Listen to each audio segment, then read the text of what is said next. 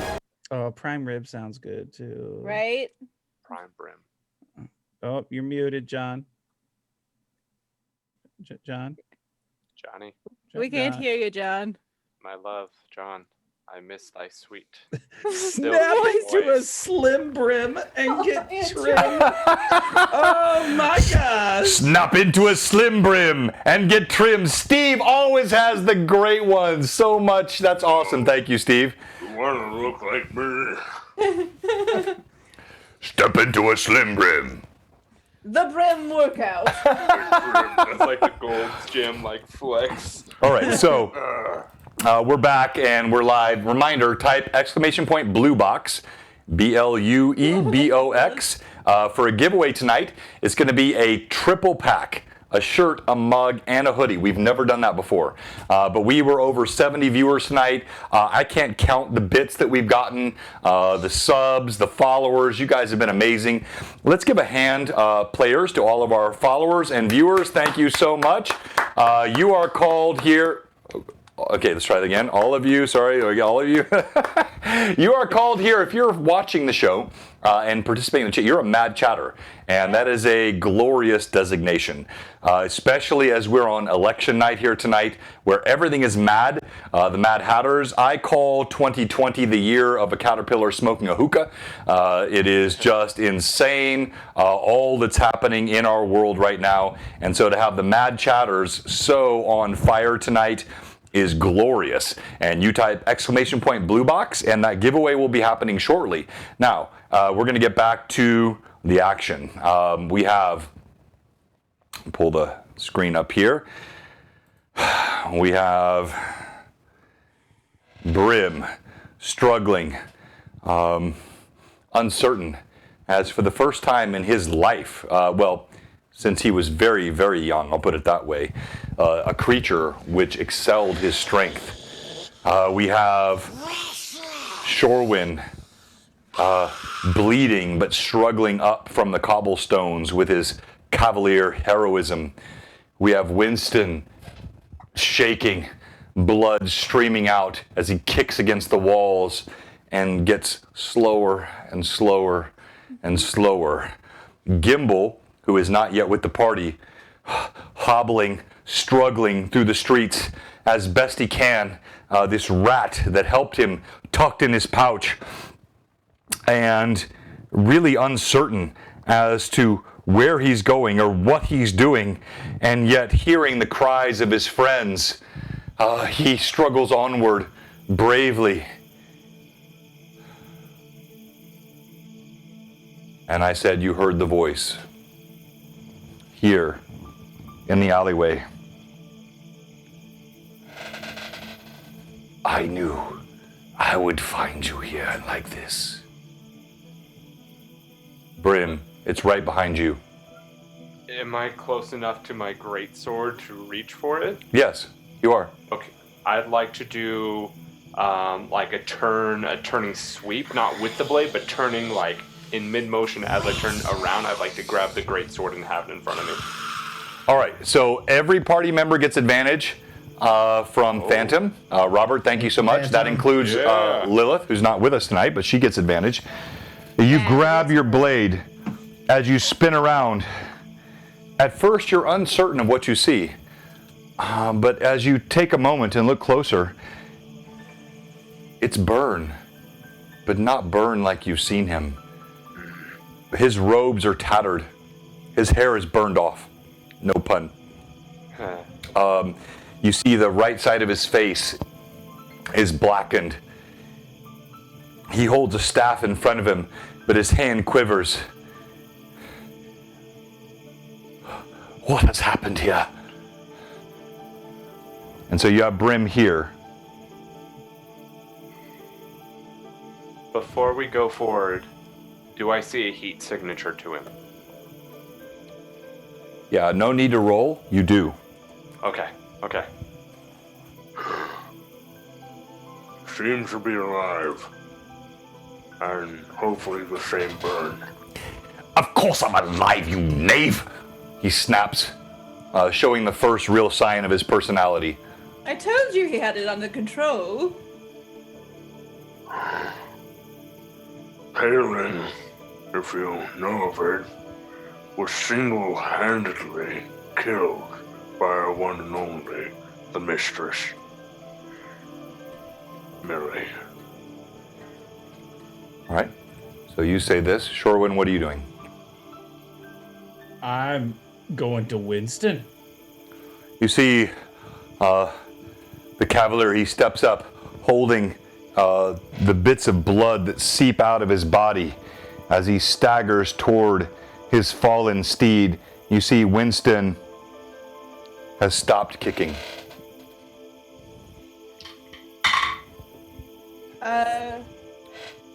Wynnston has stopped moving. Can Lilith check Wynnston to see, since she has her animal affinity, see if he is still alive at all? Lilith, and if you don't know tonight, Evelyn is playing both Millie and Lilith, which makes it truly Lilith. So Lilith reaches down. She feels bum.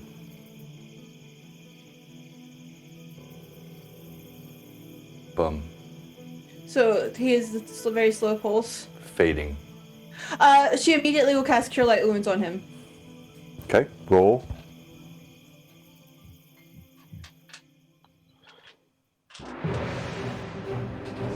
No. Ooh, 8 on the die, so that is a 12 points of healing. All right, she casts her healing spell on the fallen horse as you see Shorewin struggling over, covering his own wounds as blood is seeping from his body. I need you to make a con check. So Shorewin, roll your d20 under your con, or you're going to -9.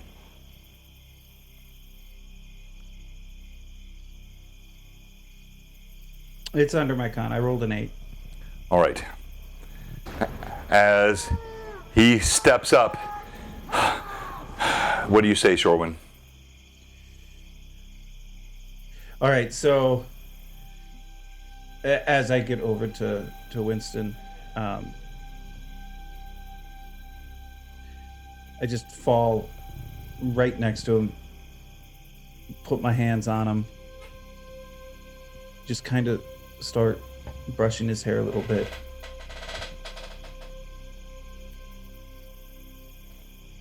Do whatever you can to save him. I can't lose him now.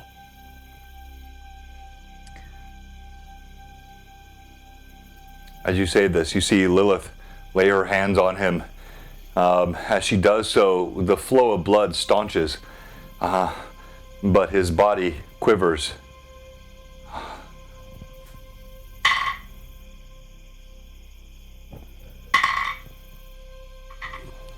You see, it seems like his life energy is flowing away. Gimble, you rushing down the street, the pitter-patter of your feet, actually drag your left leg, struggling as you move forward, blood streaming from your body. You come around the corner, and the first Gimble sighting we've had with the party in several weeks. You come around the corner, you see this macabre and horrific scene. Wynnston's body lies still on the ground. Deep, gurgling bits of blood flow from his body. You see Lilith with her hands on him, pleading. You see Shorewin, blood streaming. He looks like he shouldn't even be standing. He stands next to Shorewin, speaking to him. Brim, raging, turning around and looking at this figure that stands at the end of the corridor. Millie, clutching, trying. Millie, what are you doing? I want to. I'm going to turn to Ashrin and I'm going to say, Ashrin, can you please help Shorewin? He's in very bad shape. And I hear that, and I turn and I look. No! If you have anything, use it on Wynnston now.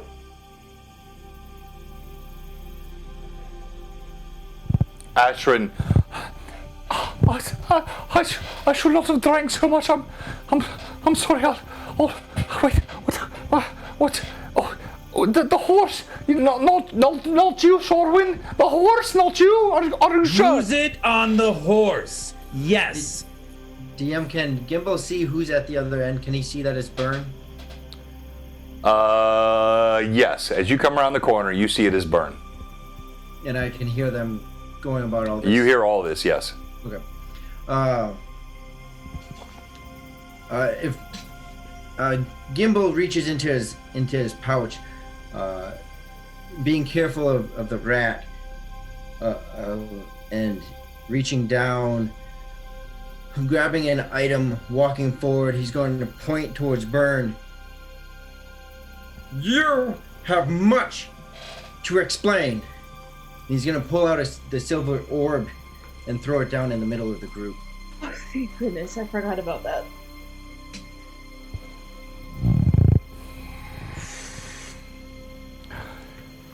You throw the silver orb down. There is a flash of light. Everything turns white in the area, just blossoming, and Burn staggers back. I am surprised you're still alive, Gnome. I am not just compelled by what you have done here. I am compelled by honor, as I have told you over and over again. Step aside!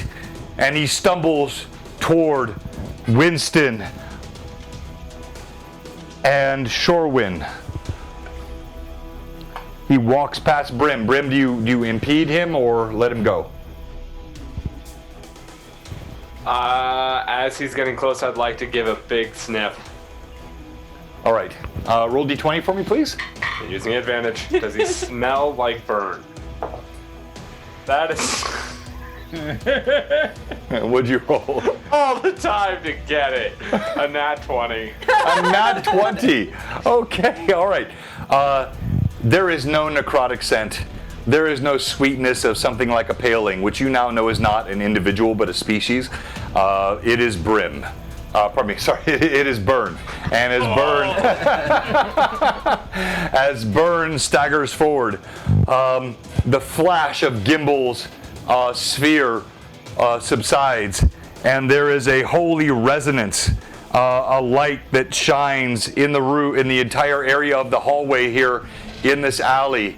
And Burn, as he sees Shorwin clutching at Wynnston,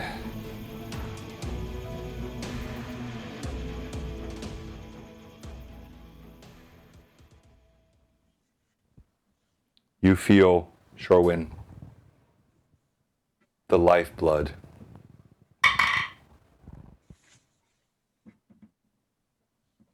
of Wynnston bleeds out from his noble body. Ashrin, channeling all of the power and healing that she can. You feel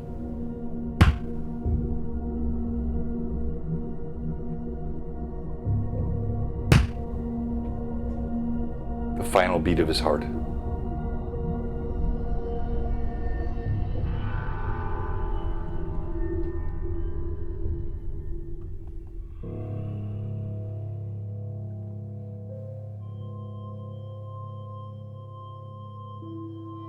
Does the silver orb, if I remember right, just upon anyone inhaling it in the area, receives its effects?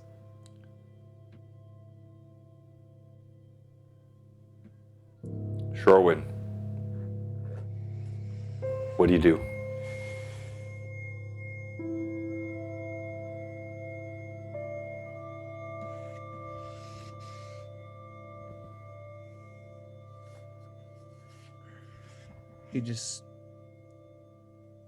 He stays there right now.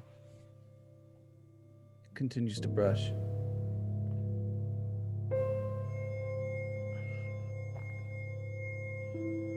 He just doesn't move. Everything around him becomes invisible to him. Everything else is irrelevant.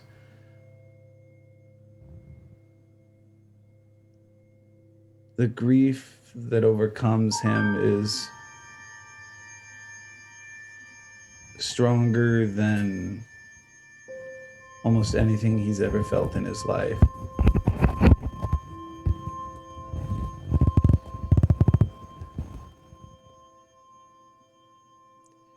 You can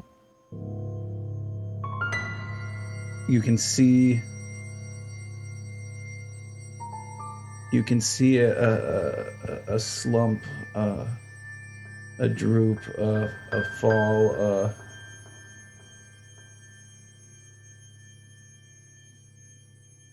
it's as if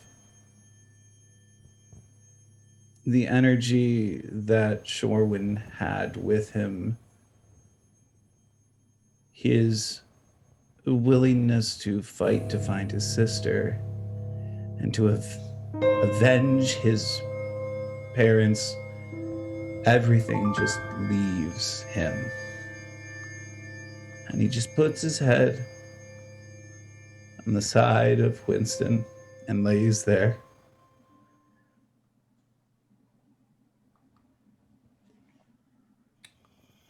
As you do this, Burn. His voice snaps. What nonsense is this?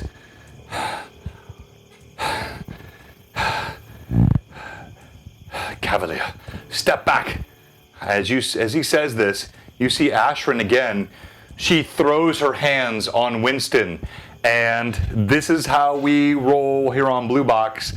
The incredible gift that came from, hold on, I got so many of these.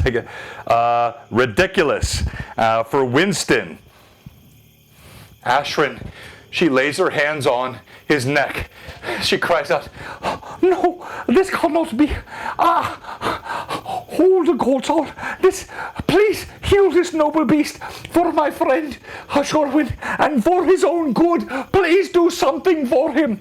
As she cries out, there is a holy light that shines upon this alleyway, and you hear a healing power that surrounds.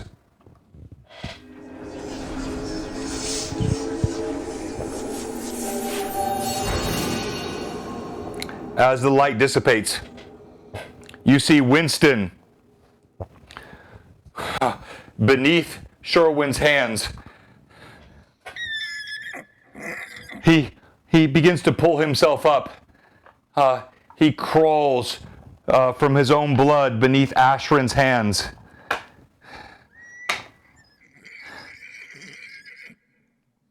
Wynnston barely conscious. Shorwin barely able to stand. You see your steed stand up underneath your hands by Ashrin's healing and something that happened from Burn. Did he notice more from Ashrin, though? I mean, the focus was more on what she was doing rather than Burn? Yes, you saw mainly Ashrin. All right. I'm going to use Wynnston and just, to kind of pull myself up next to him. My eyes have gone wide, and I slowly turn to Ashrin, and finally a couple of tears drop, and I just barely get out, almost in a whisper, "Thank you." And then I turn back to him, and I just grip him around his neck and hold on to him for a moment. All right, so I need you to make another D20 roll, please. And can I roll advantage on this? Yes, you can. Oh, then I'm gonna. Oh. And I needed to roll below my constitution? I did not do that. No, I just need your nat 20 roll, please. Oh, okay, then 19. 19. Yeah. All right, so I'm including the bits that came from Mousetrapped for Shorwin. Shorwin, as you step back, You see Wynnston lifts his head, and there is some sort of angelic power that flows from the steed toward you, as though your concern and the healing of Ashrin and the aid of Burn and this entire party and all that's been done, the slaying of the Paling by Millie with this amazing blow, has given something of strength. As Gimble's feet patter around the corner, you feel a healing power.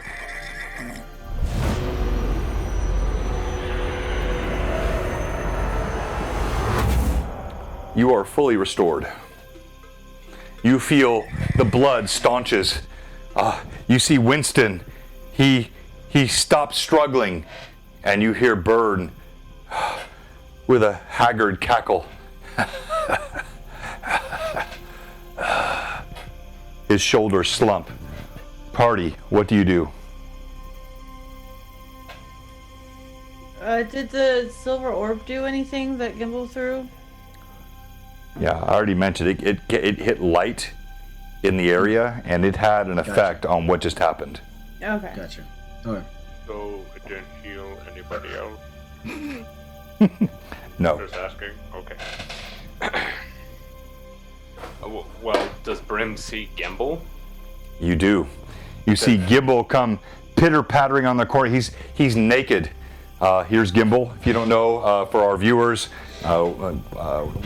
later, here we go. So here's Gimble, the gnome, and let me pull this up on the view. This gnome, if you missed our session last week, he has been tortured. He has been subjected to incredible and horrible. This is Gimble, and he was stretched on a rack. His ear on the right was severed. His pinky on the left was severed. He was chased. He was mocked. He has gone. He died but several days ago, returning from the dead by virtue of his gnomish companions. And you see him come running around the corner. Yeah, as he comes around the corner, so you see him limping, and his joints are still extremely agonizing from being stretched and maintained in that position. And with that strength, throwing that orb, he does point to Burn, saying a couple times over, "You have much to explain," and just pointing in his direction. Brim freaking runs to him. You see thunk, thunk, thunk, the heavy feet of Brim rushing down the alleyway towards you. Gimble, it's relieving and frightening all at once. Yeah, for sure. No, Brim, wait! And we'll try and slide to a stop. He's got his greatsword no longer pointed forward, but flipped around, but still holding it. And his left arm is coming outstretched. And Gimble will take his satchel, roll it under him along his stomach, and ball down, hoping to not get stepped on.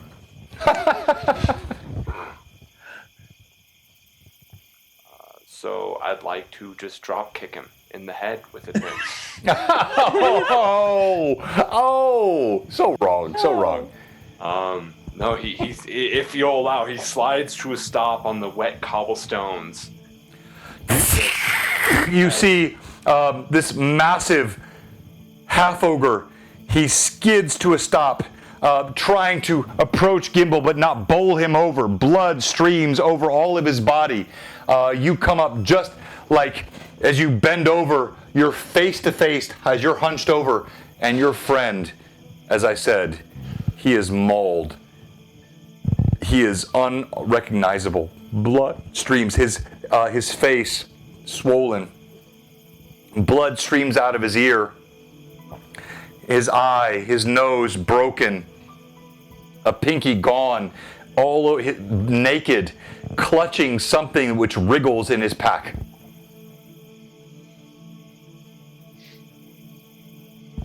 Hello, friend. Oh, Brother Brim. How is everyone?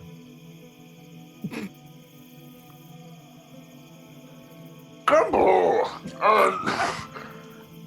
He like takes his greatsword, and if he can fish out some of his undergarment from his shirt from under his armor, he's going to just start slicing at it, tearing at his shirt as much as he can, rending his garments to try and patch him up. Just like the motherly type, he drops the greatsword to the side. Don't. Oh. And every breath is just strenuous and stressful to take. You hear just after all, and he'll look up at Brim, give a grin. Not the first time I've been naked. Would you like a ride at least? And he like offers his left arm still down to the ground. A rest.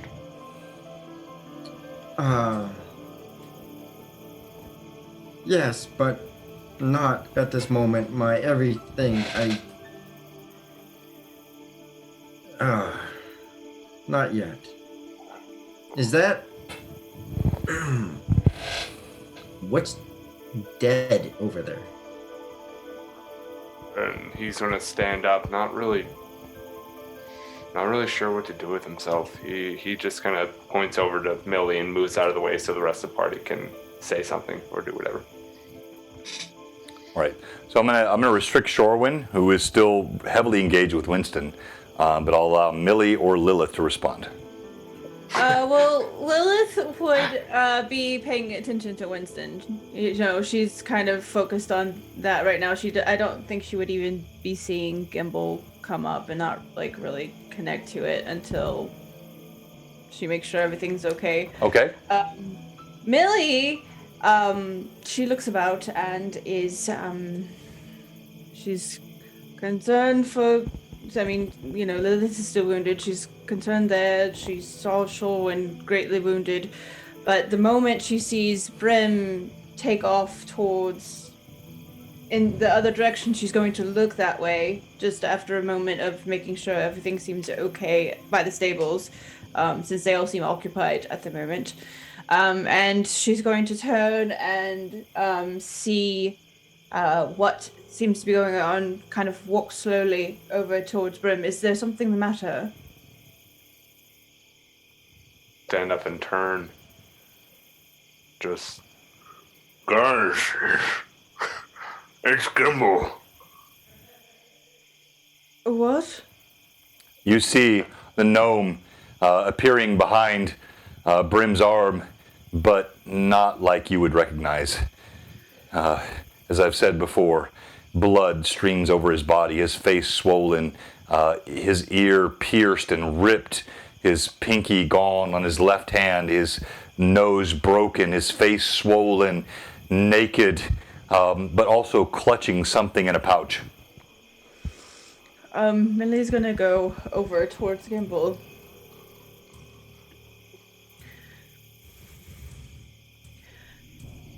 They kept sending me pieces of you.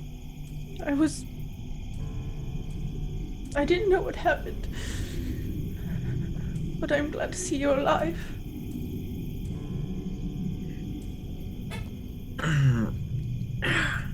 Yes. He'll reach with his left hand to his right ear. Go. Figured she was using him. But good to know you are all intact. Are you alright? I mean, well, yeah, peachy. But, no. No. Not really.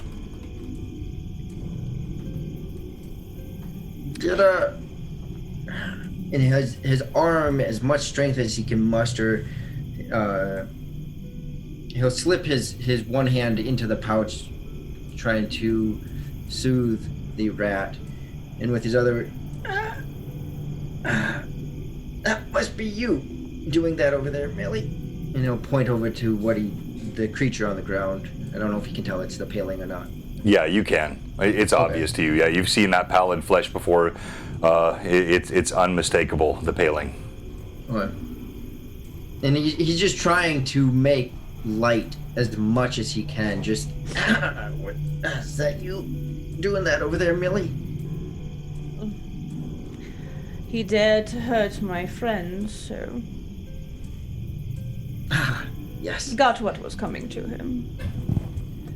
Well, hate to see what Holly has coming. I have better plans for her. Yes. Well, you might want to talk to that one. Pointing over to Byrne.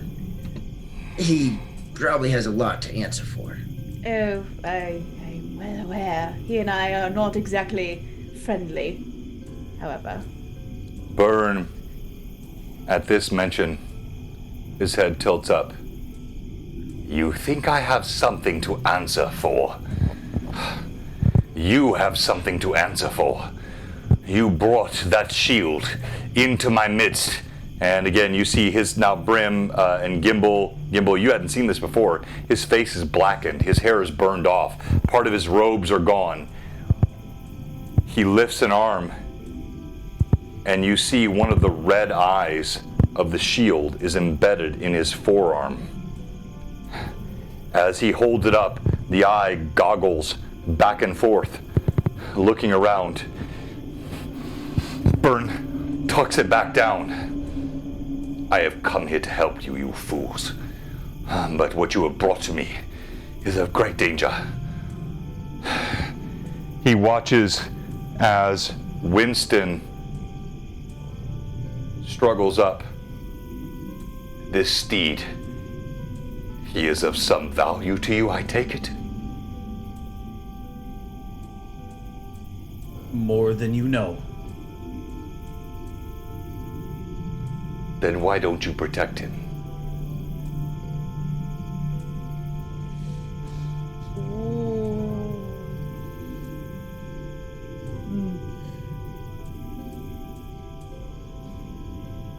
Wynnston and I protect each other. We were not expecting this beast in the midst of a town protected by you? Cavalier, are you not one with your steed? You do not value your life as his.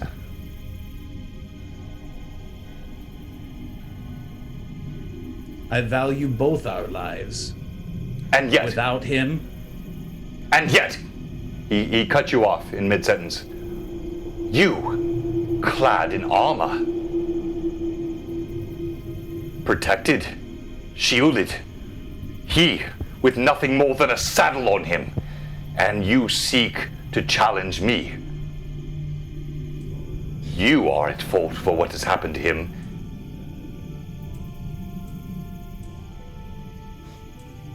Perhaps there's a better way.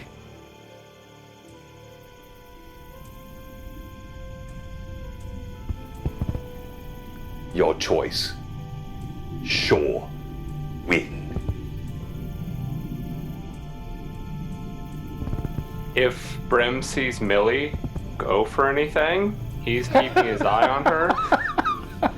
And he's kind of going to just put an arm to her and just keep an eye and make eye contact and just shake his head.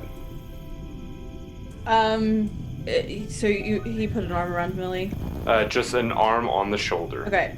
So, if you've placed your hand there, then you're gonna feel like she's just trembling with rage, like she's pissed off, and she's got her hands are clutched on the grips of her blades, but she's not making a motion to do anything. She's just angry. He nods in affirmation, but he just shakes his head. Gimble, Shorewin, Lilith, anything you want to do? Yeah. I mean, that's no, but on a more serious note, do you even dare think that I do not give my utmost to protect him? What is your utmost? What are you wearing, Cavalier? Do I not see plate armor on you? Do I not see a shield? What is on your steed besides a saddle and your stirrups and the things that you use to control him? Do you think I sleep in my armor? Just like each of us. We need to rest. Does he not have armor in the daytime, in combat? Resting is fine, I get that, I understand well what you say, but you still wear that armor during the day and you give nothing to your steed who has had his throat ripped out.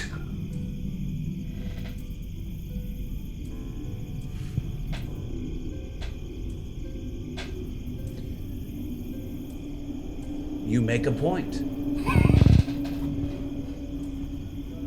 Burn. As though that was the lock and key that he needed. When you say those words, he steps forward. He looks at Wynnston, whose eyes are still wild, though healed. He looks uncertain. He staggers around his stable. Burn. Staggering. Scrabbling. Hurt. Covering that eye. You see, he pulls his sleeve down to cover it. There will be more to speak of with that. But for your steed, which seems to be so important, and yet you have done so much, I give a gift. Do not take this lightly, Cavalier, who seems so often cavalier. Speak the word. Burn.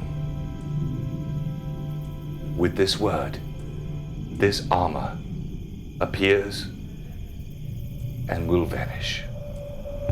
As he says this, there is a powerful sound that emanates all around. The alleyway glows not with the white light that you saw before, but with a dim ambience. And as this happens, you start to see bits of metallic surface covering Wynnston. Burn holds out his hand, shaking, still covering the sleeve with the eye before as he holds it out. There is a bits and pieces that fall over Wynnston, and when it's done,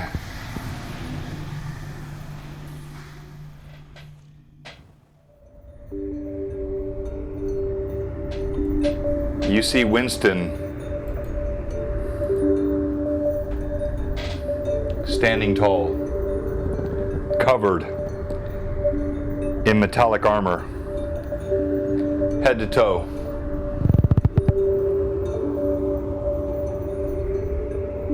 And you see your sigil on his saddle. You don't see it on the picture here, but close enough. Wynnston has metallic armor covering him. Burn slumps over. Wynnston neighs. Burn staggers. I have much to do. Bryn would like to try and steady him. Lilith is going to look at Wynnston. She's going to look at Shorewood and she's going to say, "Wow, you're as shiny as he is now."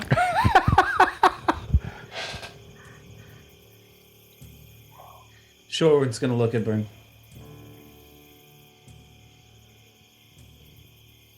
I don't even know how I can begin to repay you. I've not been able to afford anything like this.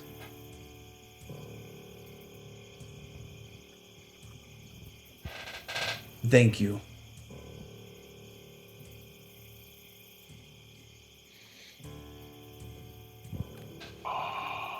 Anyone else before I resume? Don't want to jump in as a DM and jump ahead of the role play? Brim, if we're jump ahead of anything, Brim would just like to try and steady Burn, and if needs be, and if possible, would like to try and help walk him home. You reach out to him. Get your hands off me. I have done what I have done. Rufus. You have your friend. I have the eye. I will keep it, but I must flee to the free city. Rufus is in danger. I've done all I can for you. Why do I... Why? You have distracted... You have... Whatever power you hold of me is gone now. And you see him start staggering back down the alleyway. Burn. Thank you. And Brim would like to bow to his knees and put his forehead to the ground. Even if he's not looking. All right. He would like to fully bow. As you do this, you see Burn turning, walking back down the alleyway. Roll D20 and add your diplomacy, please. And by the way, using advantage. Yeah, use advantage. And someone said we need a new mini. We have a new mini, and I'm going to talk about this in a second. I don't think he's on tonight, but I'm going to give him a shout out, and we'll talk about this mini in a moment. That's going to be a -1 with a 12. 12. Burn does not notice. He staggers down the hallway, and you see again, in a blinding flash, he vanishes into the night. There's a column of light. You hear him muttering, "Rufus! Rufus!" And then he vanishes.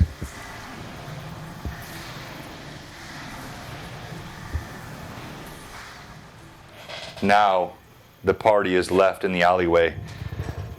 No Burn. The Paling's body dead. Ashrin staggering back. Did I save him? Is he all right? Wynnston, Sherwin, are you all right? Gimble, blood dripping still, coagulated but dripping from his ear and his pinky.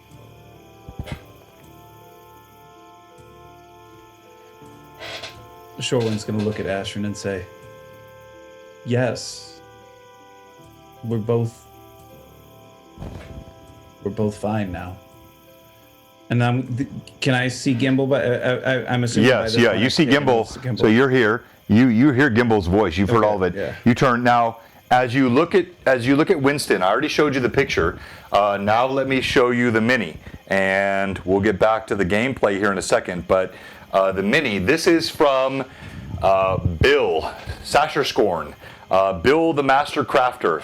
He weeks ago sent me this mini, which is the armored Wynnston. So we have the basic Wynnston, and you have been given a command word. So he can either be armor clad or not armor clad, and that is the armor clad Wynnston now that stands before you in the stable.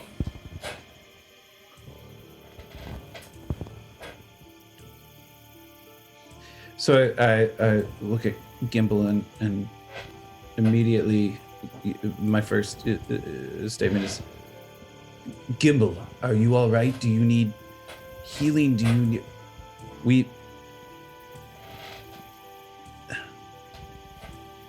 We've been sent pieces of you. What can we do to help?"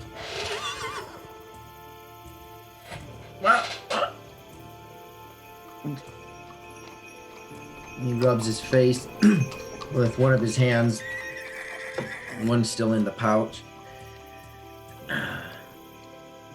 Yeah, not feeling great.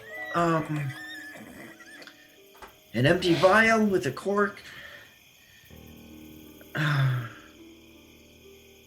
A cloth.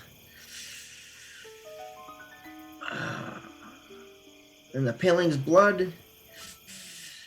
Oh, and some healing, that would be nice too. I'm gonna turn to Ashwin. Ashwin, is there anything you can do for him?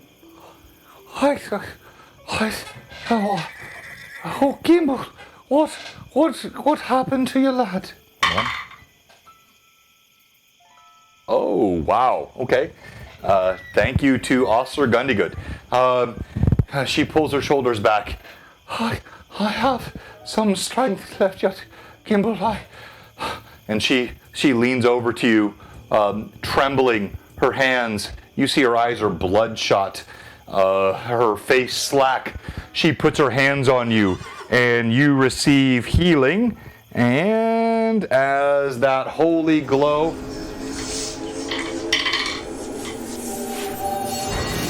you get 15 points of healing. Whoa. And then she staggers back. She slumps over to the ground. And Shorewin's gonna rush over and is she unconscious? Is she? Looks like she fell asleep more than unconscious. Yeah. Okay. She's dead. Oh. Dead drunk. And she's dead drunk, collapsed, but not dead. The only thing on this show right here is the dead paling, whose body lies on the ground. With a little bit more vigor in him, still joints are definitely not feeling good. Yeah, I mean, I was still serious about the vial and the blood, but I'll thank Ashrin when she wakes up.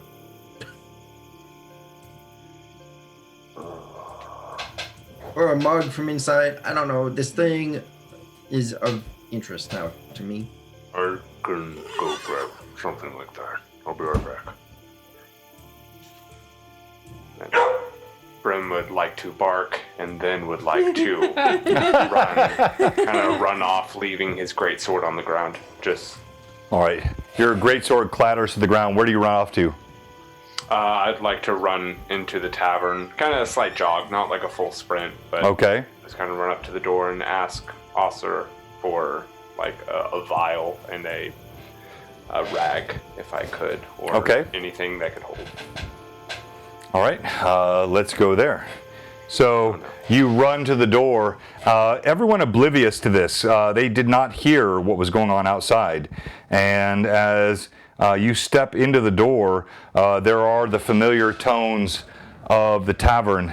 And Brim, oh, hold on, my cam froze. Let me restart this one. 1 second.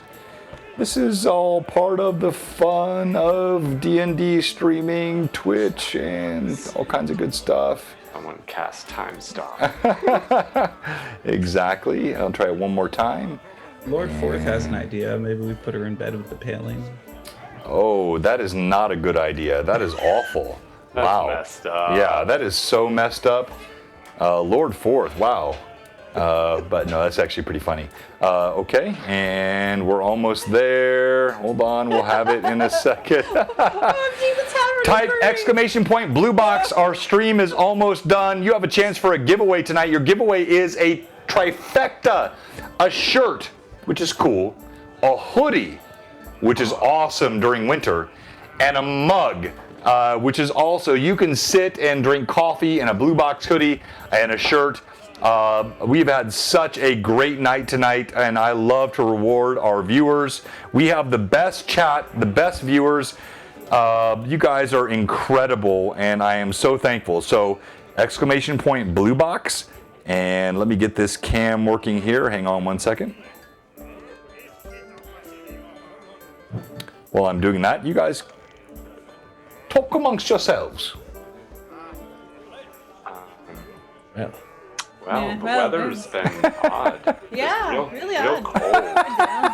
Yeah. Chatter. Chatter. Yeah, we actually got up into like, Pineapple. I don't know, 50s today. Really? Yeah, I think we actually, I drove with the windows down on the way home from work. Okay, come on, guys, stop that. Anachronisms, no, don't do that. Please keep it in chat. Are we supposed to be in role play? Yes, exactly. Role play. Role play. That's what I'm asking for. Sorry.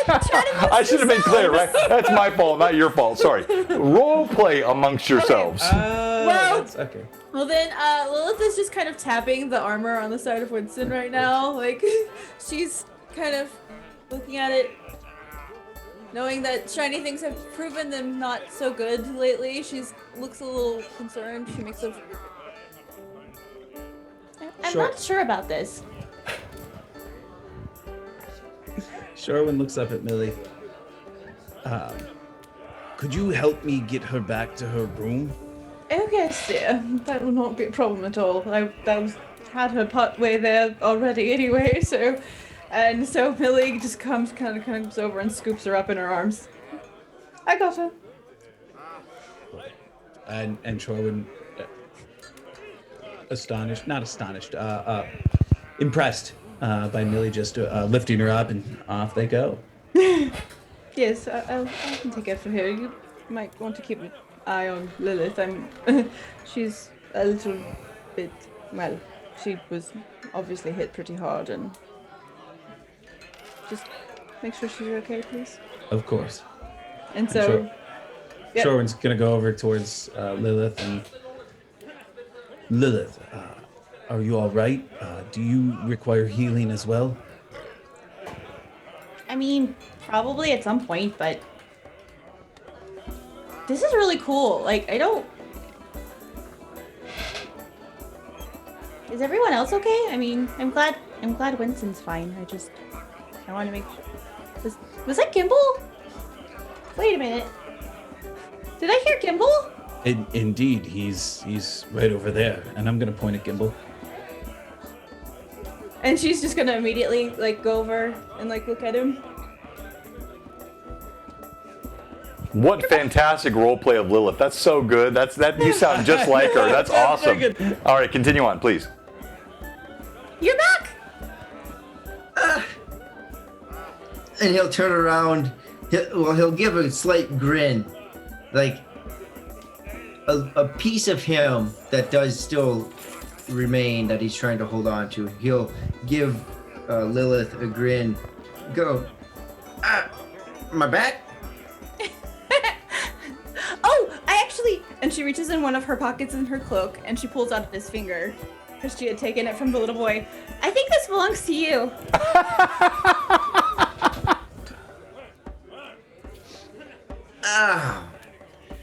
Yeah, that looks a little familiar. I wasn't able to keep the tooth that you gave me, though. I don't have that anymore. That's okay. I have some extra ones. And she digs out another one of the molars. I just mean that I couldn't find it, that's all. Oh, okay. I know how much you like them. You keep them. But, Lilith. Yeah? Have you been able to speak to Wynnston? Well, things got a little busy. But I want to. I'm planning on it. Nice. And Lilith. Yeah, Gimble? Gimble will reach in his satchel with his other hand. Oddly reaching in, he has one in there and reaches in with the other hand, but reaches in with his other hand and searches in there. He pulls out the Gimble Rock bolt necklace.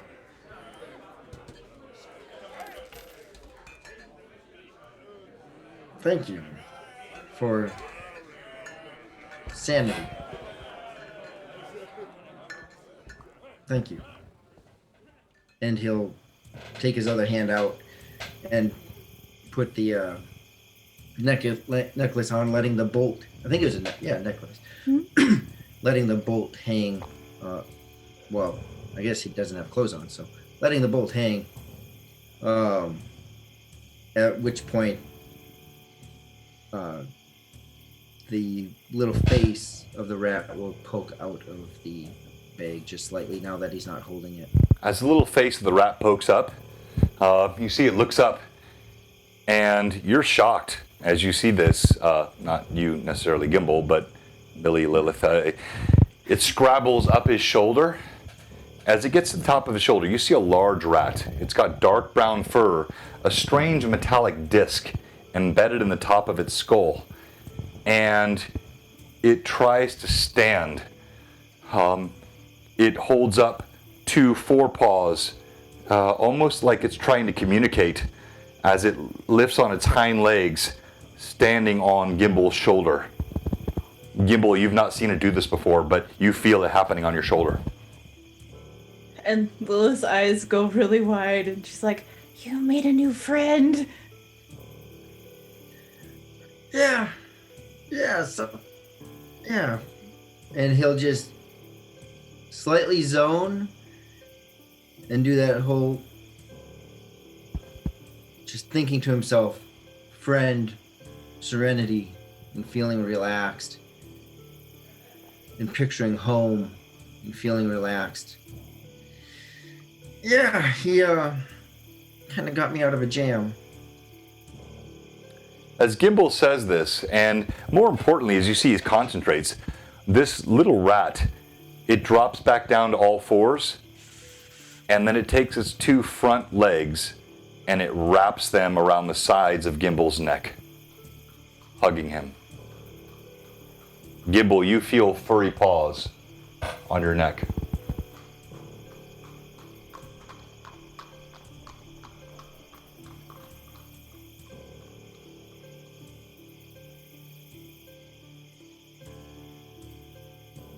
So,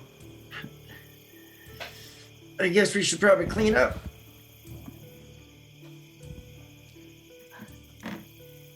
What would you, seems fine to me. What?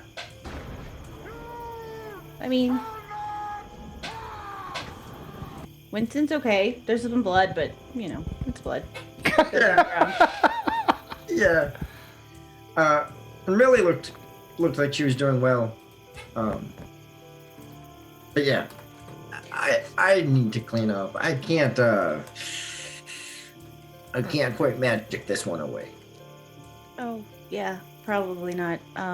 Well, do you need help getting back into the inn?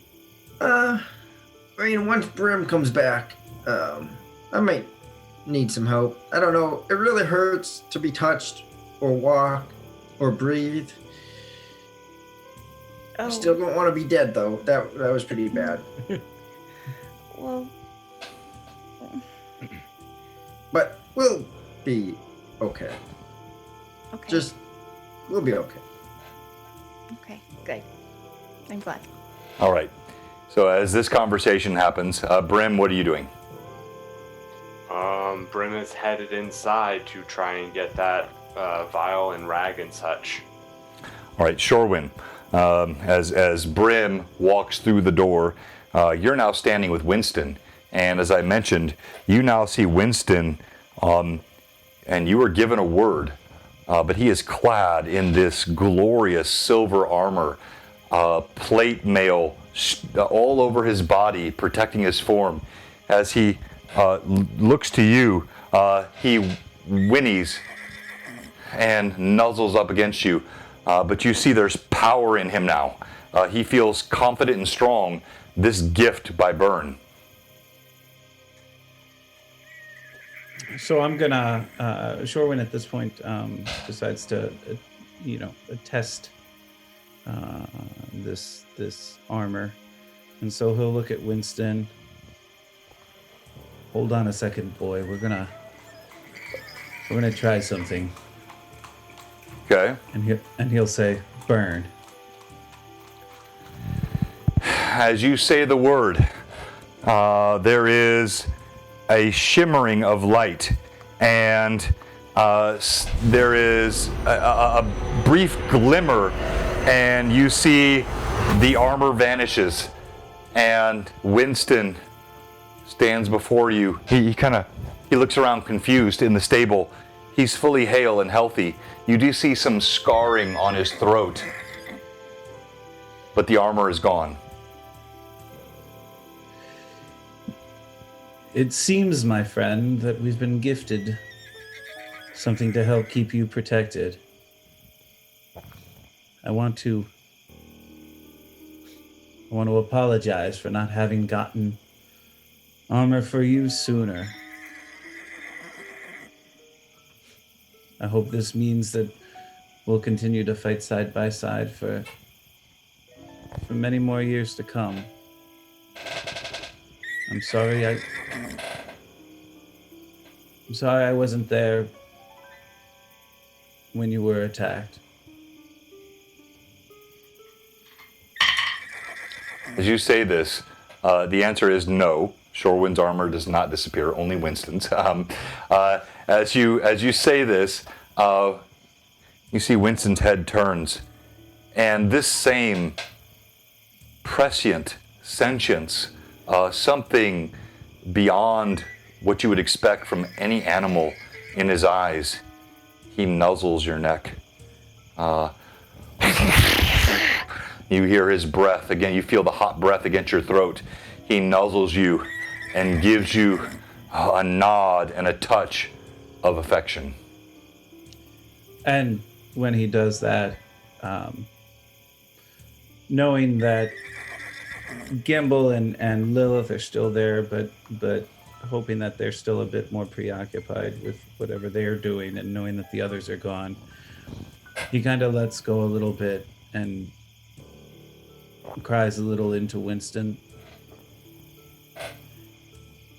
I don't know what I would have done without you, my friend.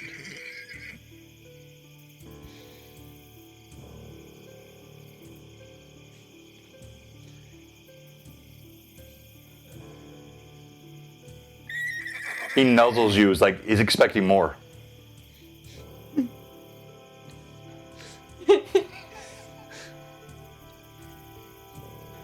Like he knows that's what you should have said. That sentience, again, it comes through to you like, yes, you don't know what you would do without him, and yet he's nuzzling you for more. He blows into your neck again. I don't know. And there's a point that kind of clicks in Sherwin's head, you know, knowing that Wynnston was gone at that moment, and knowing that Sherwin was gone to a certain extent. Wynnston, we've been given a second chance.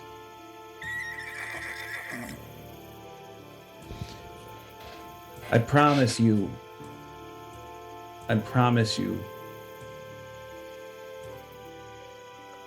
that I will not allow anything like this to happen again.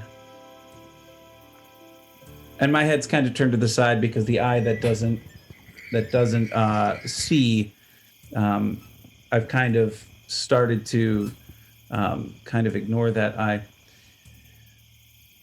Wynnston, I don't know what it is, and I don't know what that shield did to me, but I could feel and see and know what was happening. And I promise you, nothing like this is going to happen again. As you say these words, you see he steps away. He looks back at his flanks as though he misses the armor that he had. Brim, you burst through the doors of the tavern. Gimble, you are doing your best to be brave, but even with the healing, you feel the fading of your body. The little rat on your shoulder, he tugs at your ear with a dexterity that it bespeaks something beyond a rodent. You're feeling more and more an empathy with this creature. Millie, Lilith, your Millith connection growing. And thank you for the sub, Grindelwolf. Yeah, I carried Ashrin into the tavern. Yes. So you have Ashrin, her body in your arms. She passed out again after all that she did, healing on all fronts. And we often close with horrible cliffhangers here. Tonight, we're going to close with a warm moment. Gimble, you clutch this new companion on your shoulder. Millie, you hold Ashrin in your arms, and you know she has done good this night. She has given her best, even with the ill-advised and poor decisions that she made the night before. Shorewin,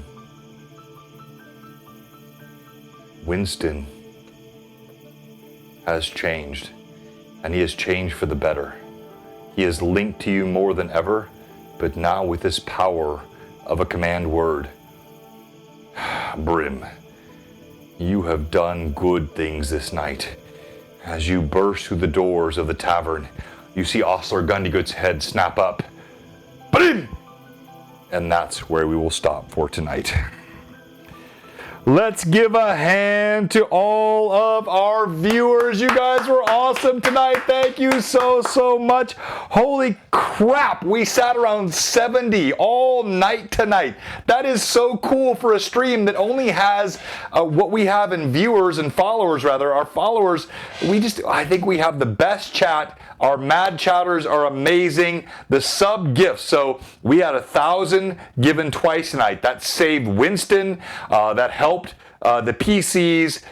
Those things matter. I write them down. They affect the game. And I don't do them in weird ways like, oh, a magic potion drops from the sky. You know, I do it in context of the game. But I love what the viewers bring to this stream. And then viewers, all of our mad chatters, give a virtual hand to our players. They did a fantastic job tonight. And it's time for our final two things, which we do. Josh, tell me what those final two things are. Well, those final two things, Mr. John, is going to be our MVP for the stream on who you feel is your MVP and your lead champion for the stream. The second thing that we are going to do is that we'll actually be doing the giveaway. The giveaway, exactly. So stream MVP and giveaway. Don't leave yet. If you haven't yet, type !BlueBox, BLUEBOX in the chat. You can win the combo tonight of a sweatshirt, a t-shirt, and a mug. All of which I don't have the t-shirts or sweatshirts, but the mug is so cool. It's that same logo on the sweatshirt and t-shirt. Type !BlueBox. I've seen some of Tickle Frocks, and there was like, I got to go back up earlier. Brim, nice try on Burn. Our mad chatters, just know I rewatch these streams and I rewatch the chat. You guys are incredible. We are so thankful to you. Now, before we do the YCB Stream MVP and before we do the giveaway, we have one question for you. If you've been watching tonight, and you're not one of the many people that have followed, or if you're a follower, and you're not many of those that have subbed, we have one question for you. What are you doing? Give us a follow, give us a sub. This is old school D&D 3.5 with 1E, 2E elements, and a little 5E mixed in, which is advantage. I love all editions. I just love D&D. Gimble's ear was won last week, so it's going to be sent out this week. So it's the last time you'll see me wearing it because it's given out. And I don't have a Gimble finger, maybe yet. I will, maybe, who knows, we'll see. But thank you, all of you. All right, so as I'm going to start the giveaway, we'll do this old school Blue Box style. So I'll do 4 giveaway opportunities. You'll see your name pop up in the chat. Don't freak out initially because you're going to belong to each one of these players. So we roll D20 here. If you're a sub, you get 2 D20s. So if you're following and you're not subbing, yes, what are you doing? And you're not subbing, then go ahead and sub because you get 2 D20s if you have the opportunity to win. And now let's talk about why you should be Stream MVP. Stream MVP now bumps up to 1,000 per player. We've been at 500. We're now at a place, thank you, Hold on, let me read that on the street chat here. Dinkachu, thank you for the follow. So, type exclamation point blue box in the chat to be in the giveaway. Why should you be stream MVP, Brim? Brim should be stream MVP because of his use with the holy water on the paling and just trying to grapple and hold him in place with a lot of that fight, just trying to keep him preoccupied. Not whether that worked or not. But he also went inside just trying to give Gimble his distance and also be the errand boy. That was so well done. Really well done. So, yes, I think, and that holy water on the paling was very important. So, congrats, Brim. All right, Evelyn, why should Millie or Lilith be stream MVP? Okay, this is really difficult. So I guess for Millie, since so I got the kill on paling, which was kind of major, I think, at that moment.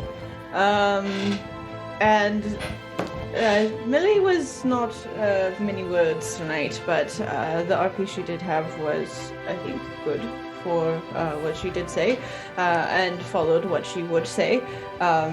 She was very glad to see Gimble again. She was concerned for Shorewin and Lilith quite a bit, both because, they were in very dire straits.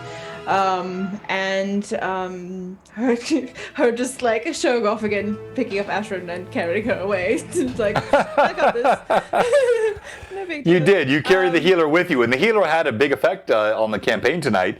And you brought her out with you and kind of slapped some sense into her. Like last session, you talked to Osler and got her a drink that kind of helped her. So this is almost a carryover for Millie. And well done, bravo. And one more thing. Okay. Just her seething rage at Byrne for being a butt. And but keeping herself steadied because she knew that Brim would be very disappointed with her if she had done anything in that moment. So. Bravo. Gimble, why should you be stream MVP, sir? Well, the reason I should be stream MVP has to do with a few things. One is because I escaped the clutches of Halia, and made a new friend, a rat, who perhaps Mad Chatters can name for me. Mad Chatters, you are challenged. Ancient Gamer Patrick, you are so... Okay, so we have many great chatters, and many contribute, like Pat, Penhet, Oranoir, Thunder Bay, Grendelwolf, Bloodwild, Steve, all of you, 888, so incredible. Cali Girl 97, good to have you with us tonight. Kiegia, Honeybee, Protowoot, Oranoir, all of such good chat, but we cannot ignore what Canadian Ancient Gamer or Patrick has done. He has given so many subs to all of our viewers. And so viewers, just give a thank you to Patrick, Canadian Ancient Gamer, who is the biggest subber. All of you are great chatters, and I love that. I don't elevate money over chat, but we have to honor the incredible contributions of Ancient Gamer. All right, sorry, continue. Gimble. All right. So escaping the friend, recognizing the bond, jumping through the portal thing, and what secrets I have about that I'm calculating. And the silver orb, right? So the role play, because I knew that it probably wouldn't do so much because of the bits in given. Right. But the role play of Gimble running around the corner, he sees that there's no enemies in play, so he can use this orb to throw it down and hopefully bring some healing and the role play of his injuries. Right. No, well done. All right. Shorewin, why should you be stream MVP? Thank you for another sub, Dirty Davy. You're not dirty at all. You're just awesome and dirty awesome. Shorewin should be MVP this evening because he was willing to give his life or whatever it be to save Wynnston.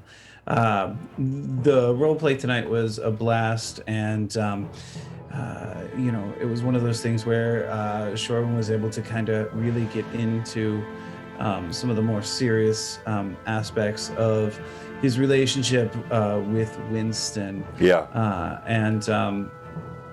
And he was humbled tonight. What Burns said, one of the things with my Cavalier is he's a bit prideful.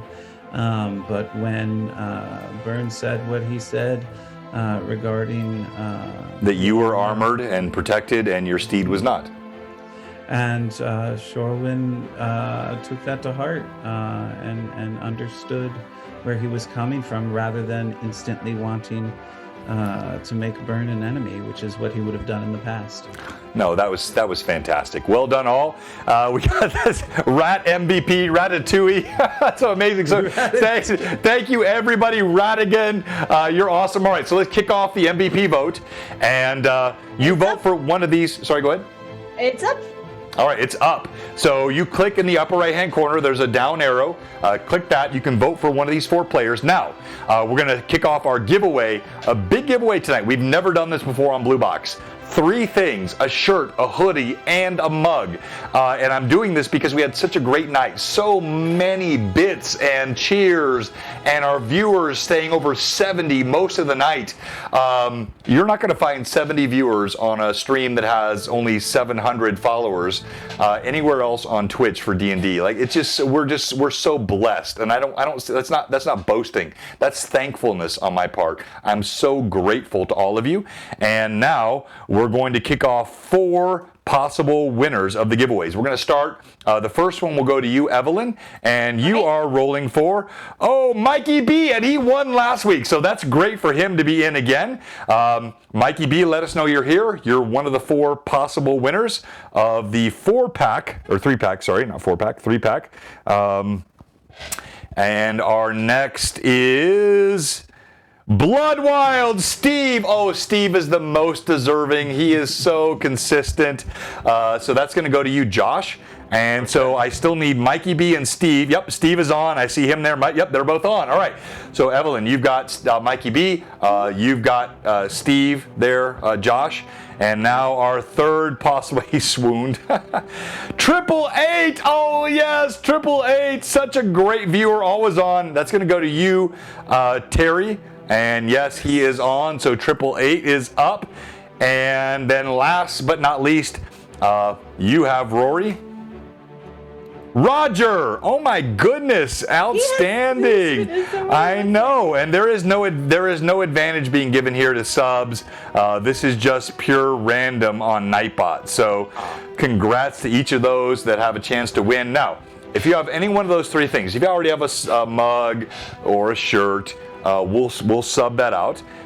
Don't forget to vote for Stream MVP. It's very, very good. Let's see here. It's so close. Shorwin with 11, Gimble with 9, Millie, Lilith with 6, and Brim with 3. So vote, and let's do our roll. So you're all rolling for advantage. So you got your all are subs. We're going to start with you. Go ahead, Millie. All right, I am rolling for, what was that? It was, sorry, the name was long. Mikey B. Mikey B, yes, thank you. All right, I'm rolling for Mikey B. That's a 14. A 14 for Mikey B. Very nice. All right, Brim, who are you rolling for? The vote is almost up. Shorwin with the 17-10 win. Congratulations, Shorwin.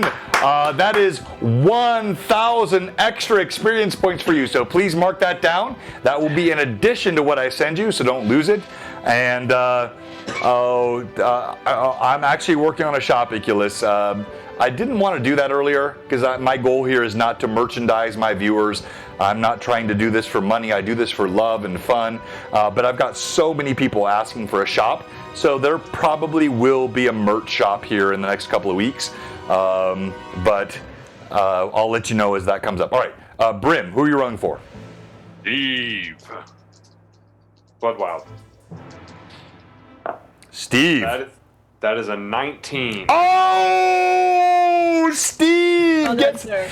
And look, Steve, I know he's on. Steve is such a great follower. He's active in our Discord. Have we popped our Discord in yet, Evelyn? Let's pop it in again if we have. Actually. Yeah, so join our I'm guessing Discord. We may be doing some Discord RP this week. Yeah, we will be. I'm sure we will. It's a great week for Discord RP. So join our Discord. You'll be able to stay part of these campaigns and the chat with the players and the DM. You need to be part of our Discord. Steve is active on our Discord. He also is, he sends me ideas with spells. He's been active in chat, but he also is the one that got us introduced to Mantic Games and Terrain Crate. He is to be credited for so much happening on Blue Box, so I'm glad to see he's got a 19, right, Brim? Yes. All right, let's go to Terry Shorewind. Who are you rolling for? All right, I think I've rolled for 888 before, so I'm excited to roll for 888 again. I got good faith. Got my Cozy Gamer dice ready to roll. All right, Cozy Gamer needs a 19 or a 20. Here we go. With advantage.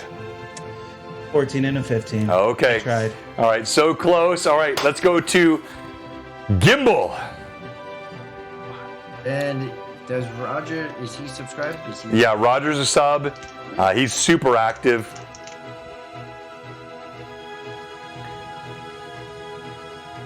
I'm going to talk about Roger here in a second. 10. A 10. All right. So the winner is Brim with Bloodwild. Steve. So I'll get with Steve now. Roger, I want to give Roger a shout out here. He's done something pretty cool. Mystical Unicorn's also done something. So there are some folks that have won, and they give their giveaways to others.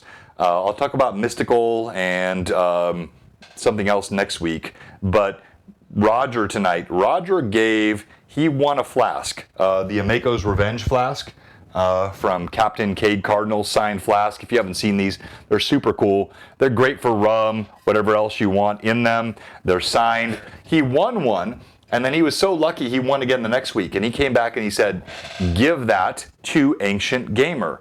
So I reached out to Patrick, Canadian Ancient, because Canadian Ancient has been so active on our chat and such a good contributor. So I love it when I see people in the community giving to others in the community. So it's been a great, great week, and we're going to get those all out. Congrats again to everybody that joined us tonight. Thanks for the bits, the giveaways, and we're going to do a raid. Before we close, we got a couple of minutes here. Don't leave yet, because we're doing after chat. Because sometimes I close off, I kill the stream, and then we have such a great conversation afterwards. So I want to give the viewers a minute to listen. Oh, thank you, Bullfrog. Bullfroge. Let's talk about what happened tonight. Questions, comments from the players. Anything at all. So I've got a question. Go ahead. Are we going to be able to rest so I can finally level up? Yes. I have the points. 3 levels, sure, we're in 3 more levels. I have it all. It's in my notes right here on my computer screen. It's just when we get to rest, I'll finally be able to do it. Much time is passing between now and next session. Yeah, you will be able to rest. Yes, there'll be rest. There'll be chat. This is the best time for us to get back to Federum or Brother Smith or whatever. Yes. It's a great time to have all that in the Discord. Again, if you're not on our Discord, you need to be on there. There'll be fun RP, text-based RP during the week. Anybody else? I know at least for Brim, he's going to need a week. He's going to want a week for us to just sit and recover. Yeah, that's what Joshua is possibly putting into Brim. No, that's fine. And look, I think it's a good time for that. So we could have, we can make it where there's a week between tonight and the next session. So all the text-based RP in the Discord channel can blossom, and we come back. You got several days to rest, get healed, whatever you were waiting for from the various artisans. That's a fantastic way to handle this. And then, of course, sorry, go ahead, Millie. Gimble can get his thing now that you had commissioned at the vest. Your vest with extra pockets. Oh, I already had that. Oh, did you get that? It was finished when your stuff was finished. Oh, okay. Now it's gone. We can commission it again. Yeah, it wasn't too expensive. I could just have another one. Yeah, like when you said Gimble could get his thing, maybe my mind's just going to bad places, but I'm like, he didn't lose his thing. He just lost an ear and a finger. All right. Anybody else? Any comments? I think it's going to be Brim's mission to continually just wake up Shorewind. He's never going to get that rest. He's going to just continue to go. Exactly. Shorewind, are you asleep? Are you asleep, Shorewind? So Pinhead asks, how many levels will you get when you rest? I think no one's, who's ready to level up with what you already have? Now there's XP coming for the last 3 sessions, but is anyone, Shorewind's already leveling up? Mine's an old level, we Right. just haven't rested. You just haven't rested. Do the leveling. Yeah, that's part of my process. Everybody else could level up depending on what you get for the last 3 sessions. So that's a good question, Pinhead. Thank you, Cali Girl 97. All right, Rory, you have been absent for several weeks because of a combination of what was going on with Gimble, but also personal stuff. I loved our one-shot session last week. If you haven't watched that, viewers, you need to go back and watch it. It was pretty crazy what happened. It's kind of dark. Don't watch it with your 7-year-old.